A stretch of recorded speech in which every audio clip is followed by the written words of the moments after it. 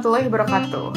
Halo, perkenalkan nama saya Queenie Fabila Tasya dengan NPM 170 310 200061. Pada hari ini saya akan menjelaskan materi dari Social Group Work yang telah dipaparkan oleh Bapak Heri dari pertemuan pertama sampai pertemuan akhir. Ilmu pekerjaan sosial tidak luput dari manusia sebagai objek yang ditelitinya. Manusia sejatinya hidup berkelompok dan akan selalu melakukan interaksi dengan orang lain. Mereka tidak akan dapat hidup tanpa bantuan orang lain. Kelompok itu sendiri artinya suatu kesatuan yang terjadi dan dari kombinasi di antara individu-individu dan antar hubungan orang dalam ruang lingkup yang kecil.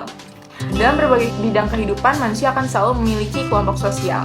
Mereka secara sengaja atau tidak disengaja akan tergabung dalam suatu kelompok dengan berbagai alasan. Di antaranya adalah karena memiliki tujuan yang sama, karena berada di lembaga yang sama, karena memiliki minat atau ketertarikan yang sama, dan beberapa hal lainnya. Dari alasan-alasan ini kita dapat mengetahui bahwa kelompok memiliki manfaat akan keberadaannya, yaitu untuk memenuhi kebutuhan akan penerimaan, memenuhi kebutuhan manusia untuk merasa mencintai dan dicintai, memenuhi kebutuhan kasih sayang, memenuhi kebutuhan untuk merasa berharga, memenuhi kebutuhan pengalaman baru. Meskipun memiliki banyak manfaat, kelompok-kelompok ini juga ada kalanya menyebabkan suatu masalah di dalamnya. Dapat disimpulkan bahwa kelompok ini bukan sekedar perkumpulan belaka, melainkan memiliki keunikan. Hal ini juga dapat dibuktikan dengan beberapa karakteristik yang dimiliki oleh kelompok. Karakteristik tersebut antara lain yaitu merupakan suatu sistem, dapat dibedakan dengan kelompok lain, memiliki sifat-sifat dan fungsi-fungsi suatu sistem, mengadakan kesempatan untuk terciptanya suatu hubungan di antara komponen-komponen kelompok tersebut dengan lingkungan sekitarnya. Suatu kelompok memiliki kemampuan untuk saling mempengaruhi. Dengan berada dalam suatu kelompok, individu-individu tersebut dapat saling mempengaruhi satu sama lainnya dalam hal kepribadian, sikap, tingkah laku, dan adapun pola pikir. Seperti yang dikatakan oleh McClangley pada tahun 1964. Pada waktu dilahirkan, kita adalah individu-individu. Namun, kita baru menjadi manusia ketika kita menerima atau memperoleh status dalam kelompok. Reputasi, peranan, dan suatu konsepsi tentang tempat kita dalam lingkungan pergaulan.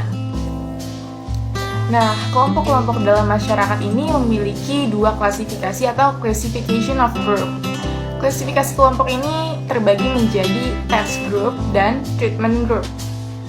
Task group yaitu suatu kelompok yang dengan sengaja dibentuk untuk menyelesaikan suatu tugas, contohnya seperti Karang Taruna.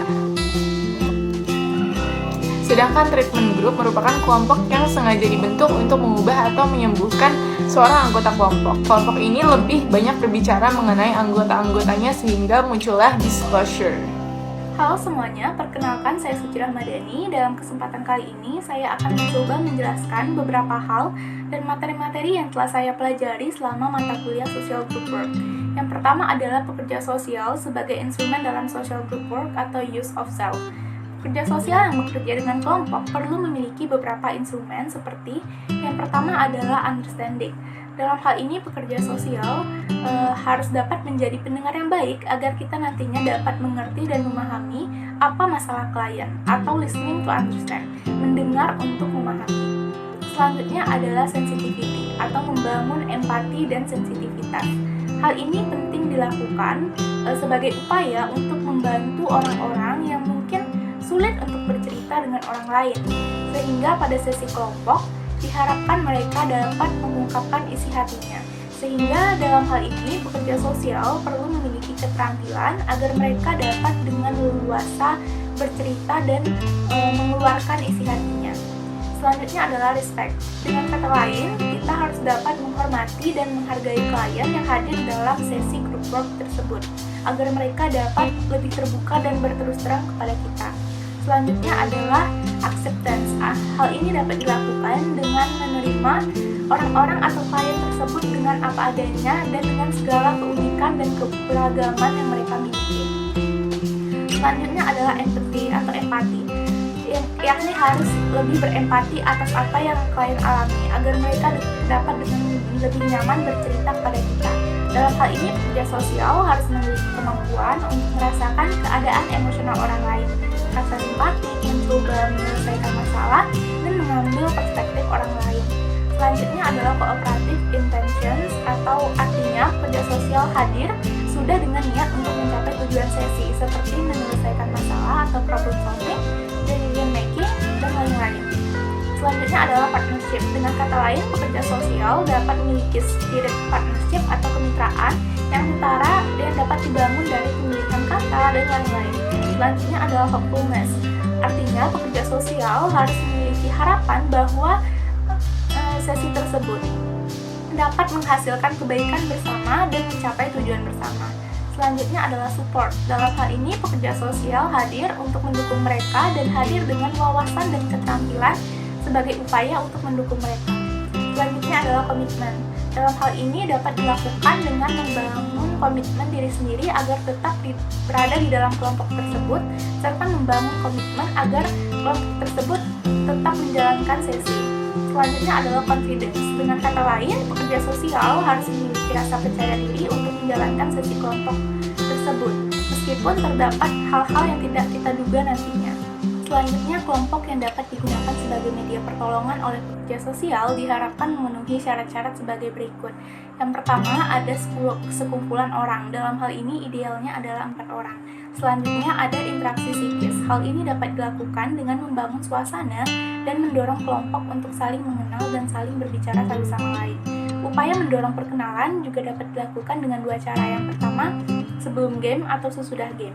Game dapat digunakan sebagai media ataupun ice breaking atau sebagai pencair suasana.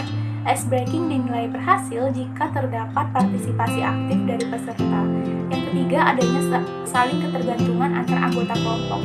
Hal ini tidaklah terjadi secara tiba-tiba, tetapi harus dibangun secara perlahan.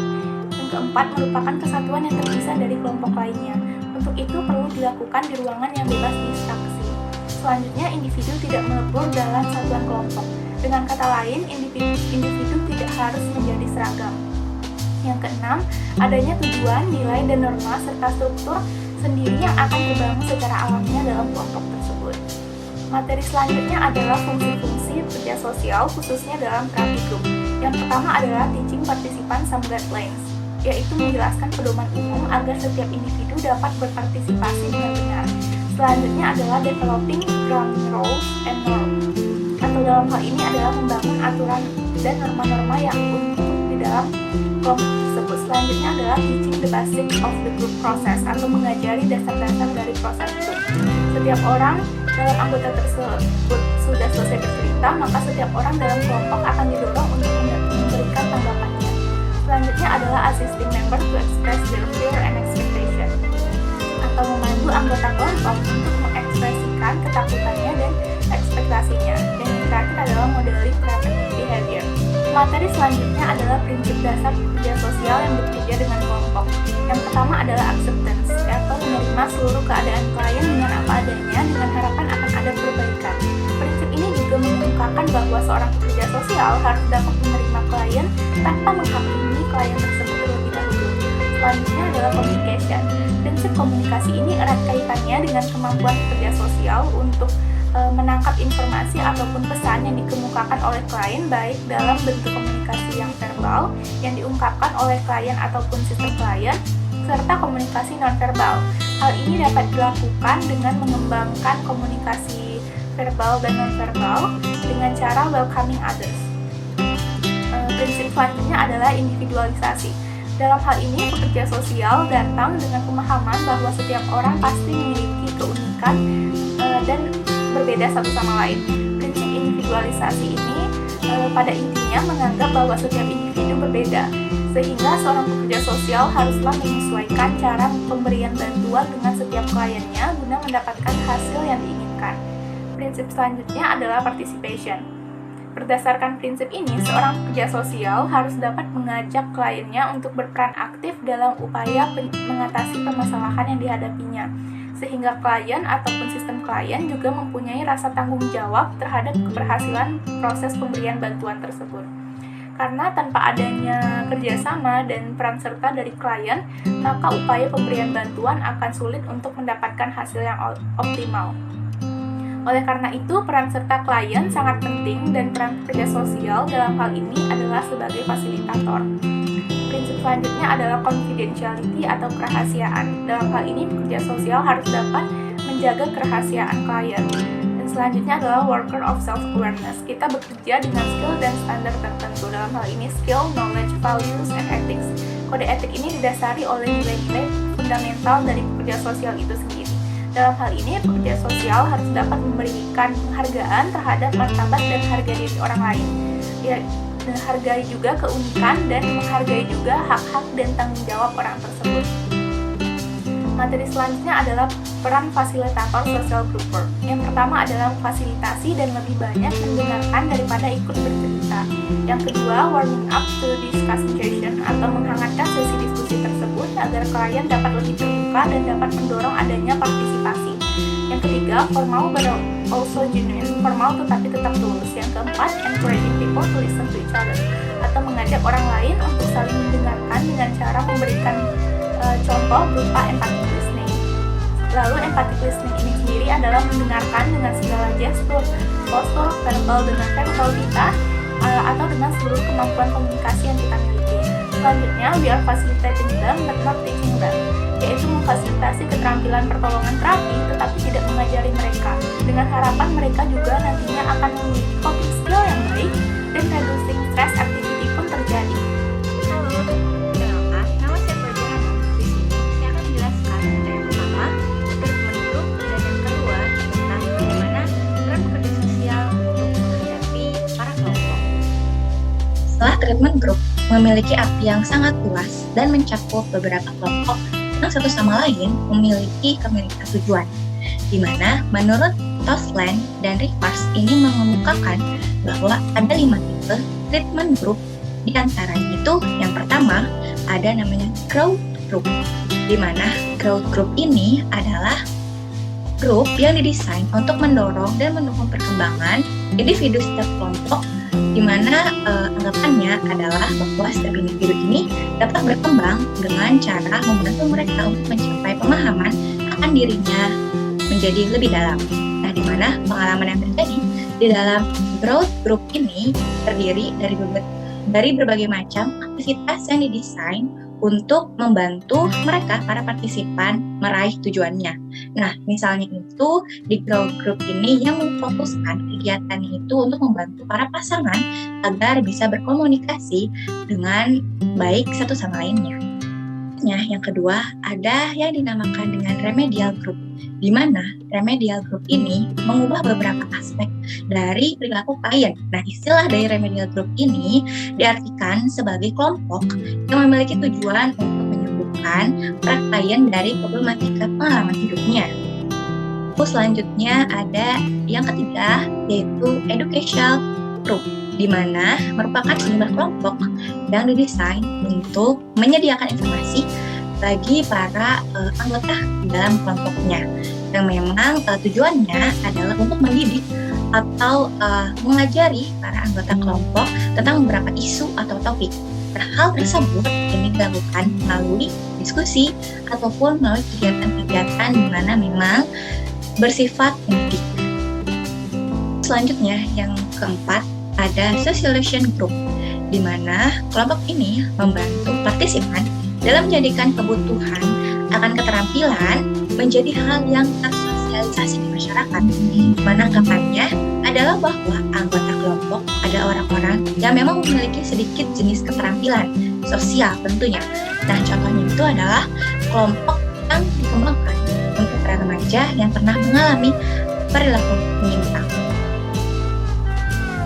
Selanjutnya yang terakhir, yaitu yang kelima, ada mutual aid groups, di mana mutual aid groups ini merupakan sekelompok orang yang terdiri dari berbagai karakteristik tertentu untuk mendukung satu sama lainnya dengan saran, hubungan emosional, informasi, dan bantuan lainnya.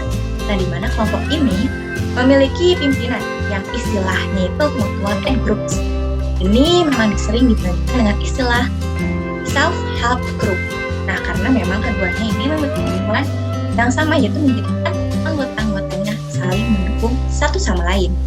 Selanjutnya, di sini saya akan menjelaskan tentang bagaimana sih perannya seorang pekerja sosial dalam menghadapi para kelompok atau grup yang tadi sudah dijelaskan oleh saya dan rekan saya. Nah, yang pertama yaitu peran pekerja sosial untuk menghadapi kelompok, yaitu sebagai broker, di mana peran broker ini memiliki fungsi sebagai menjadi penghubung antara klien dengan pihak-pihak yang memang dapat membantu klien tersebut untuk menjadi sumber-sumber yang memang mendukung dalam penyembuhan ataupun dalam proses intervensi dari klien. Nah, selanjutnya yaitu mediator, di mana dalam hal ini pekerja sosial dapat melakukan mediasi terhadap jalannya kelompok tersebut dan memfasilitasi di mana komunikasi dengan cara mendukung mereka agar mau berbicara satu sama dengan yang lainnya. Lalu yang ketiga ada educator, di mana seorang pekerja sosial diharapkan mampu memiliki kemampuan untuk menyampaikan informasi dengan baik kepada para kelompok yang memang sedang membutuhkan bantuan. Selanjutnya yang terakhir yaitu yang keempat, fasilitator, di mana fasilitator ini memiliki fungsi sebagai mempermudah proses dalam perubahan di dalam kelompok tersebut yang memang memiliki permasalahan atau sedang membutuhkan bantuan, di mana memang pekerja sosial ini menjadi katalis untuk bertindak dan menolong proses pengembangan dengan menyediakan waktu dan pemikiran dan juga sarana-sarana yang dibutuhkan oleh setiap kelompoknya.